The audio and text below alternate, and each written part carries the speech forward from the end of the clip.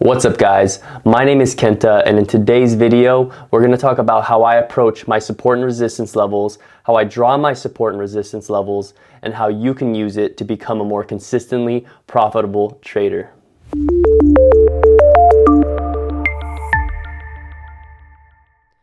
All right, here we go. So when I think about setting up my charts, generally I set my charts up on Sunday or early Monday with a blank chart. So I've already set all my levels here this last Monday. Today's Thursday. So I'm going to delete everything. I will also remove all indicators, right? And what we're going to do is we're going to start on the monthly time frame. We're going to start on the highest time frame, right? So this is NAS 100. I trade NAS 100, so that's why we're going to use this. Excuse me, let me just delete all my alarms as well. So on the monthly time frame, when I look to set up my support and resistance levels, I'm generally looking at the most recent support and resistance levels.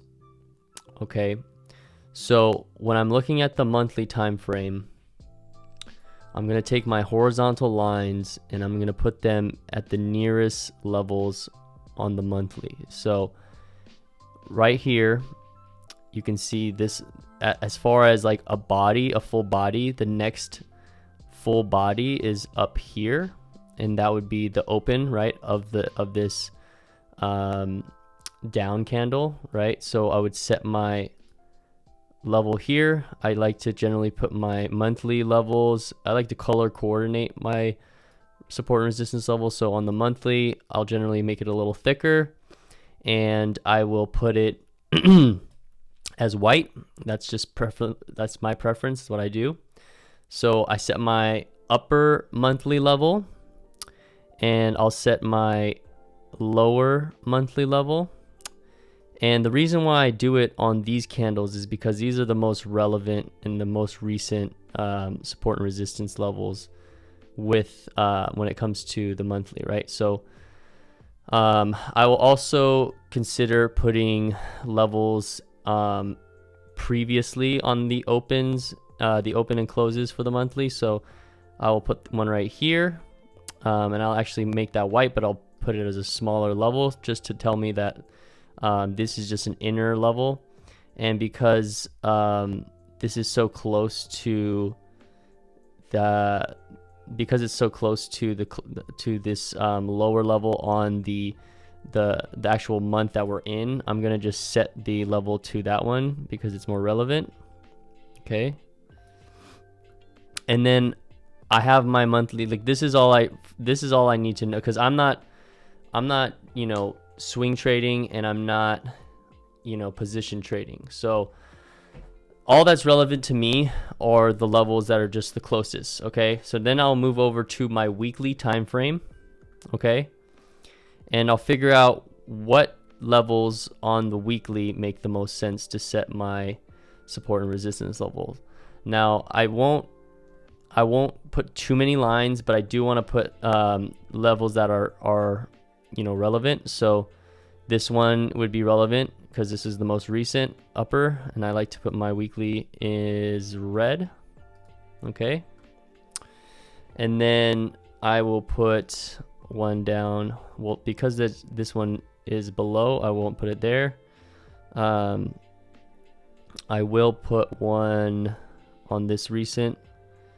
As you can see right here, this one's relevant because you can see the open and close right here, and then you can also see the open and close is right here as well. So that's another level that is key level there.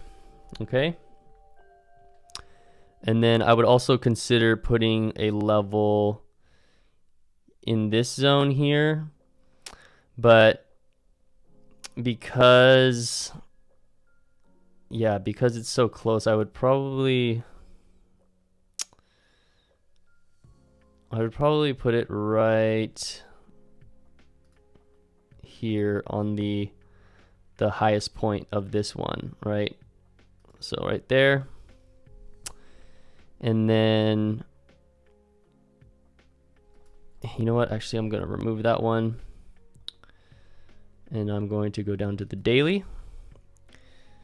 Now, I don't like to, like I said, I don't like to put too many levels. Just things that are relevant. So as far as like support and resistance levels on the horizontal lines, I usually like to keep them on the open and closes of the body of the candle, right? And I like to stick to the monthly and the weekly time frame when I set my main support and resistance levels. Okay, and when we're approaching support and resistance levels, we're not looking at just the one level as like this line, this horizontal line is the support and resistance. It's going to bounce off that. It's an area that we're looking at, right? So some people will, maybe they will take that and they'll create a box around it, you know, just to let them know that that's, you know, that's more of the support and resistance level as like a zone, right?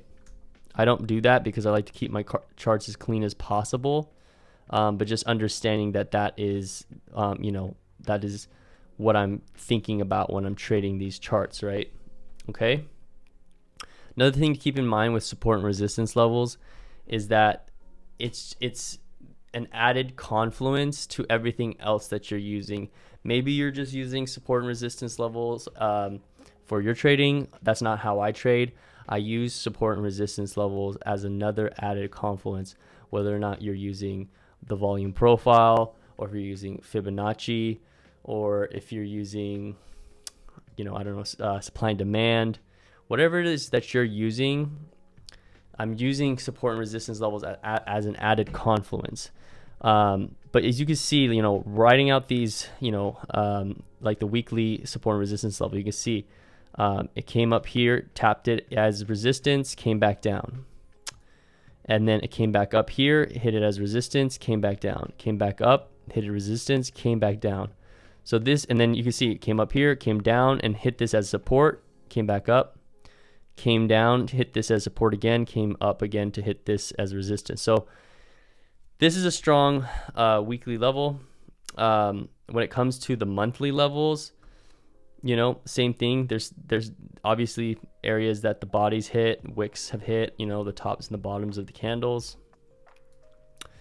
And, you know, we're just trying to work with what's relevant, right? So another thing that I will do as sort of a support and resistance levels is, like, for example, these highs and lows of the candles, I will also add horizontal rays to these areas here. So like right here, I'll put a horizontal ray, something like this. I'll go down to the 4 hour even, just so I can get it nice. I'll put a horizontal ray right here, just to give me an idea of like where it could be heading, right?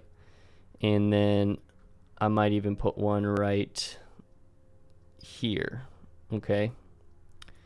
Now, honestly, like, this is sort of what I stick to. I don't make it any more complicated than that when it comes to support and resistance levels. You know, I use market structure and support and resistance levels. I use the Fibonacci and supply and demand, and I keep it really simple, you know. So, you know, when you, like, let's just say, for instance, you know, when this, okay, I created a new chart here, but, you know, this weekly level here was actually drawn out before, and as you can see, as it came up, you know, and tapped into this level, it came back down, right? And then it came back up, hit this level. It didn't hit it, you know, exactly, but it did hit it, and then it came back down. So like I said, this is just you know, this is indicating of like where the level could be, but the level is the resistance level here is more of a zone, right? So, you know, you got to determine where your stop losses are going to be set based off the support and the resistance, and, you know, figure out what strategy you're going to be using the support and resistance levels, right? So that's based in a nutshell how I approach support and resistance levels, how I draw out my support and resistance levels, and we'll go into some live trading so I can show you how I can actually approach that. That'll be tomorrow morning. So stay tuned and we'll check that out in a bit here. Good morning, guys. So last night we went over support and resistance zones. I showed you how to set your support and resistance zones. We have our monthly support and resistance zones set here in white, these three. And then we had our weekly support and resistance zone set here in red. What happened last night in London session, we had a push up. Let me go to the 30-minute. So we had a push up during London session into the weekly resistance zone. And then during market open for New York session, the weekly resistance zone was tested and we had a strong push down with momentum. And during this session so far, it has pushed from the resistance zone all the way back down to the weekly support zone. So far I haven't taken any trades, but as you can see, if you had taken that sell on the weekly resistance zone and just held until the support weekly resistance zone, that could have been a very nice trade. Could have got anywhere from, just depending on how you want to, set your zone, maybe somewhere above here, and then riding it all the way down here. You're looking at a 1 to 3, a nice 1 to 3 right there, guys. I'm looking at, my bias was long coming into the session, and I haven't gotten any strong entry signals based on my trading plan, so I haven't taken any trades, and I might not take any trades today. I'm looking at this weekly support zone here as a potential, but we are in a downtrend, so I just kind of want to see what happens here. But if I do take any trades, I will record it and we'll put it in the video. Hope you guys learned something here. Hope you guys took something out of this video and can apply it to become a more consistently profitable trader. I really appreciate you guys checking in on these videos. Your support means everything to me. If you don't mind, please subscribe, smash the like button, and in the comments, just let me know what struggles you're having with your support and resistance zone. If you're open to it, I have a Telegram chat where you guys can reach me. I share trade setups and some signals, so you can find that in the link in the description. And yep, I look forward to seeing you guys in the next video. Peace.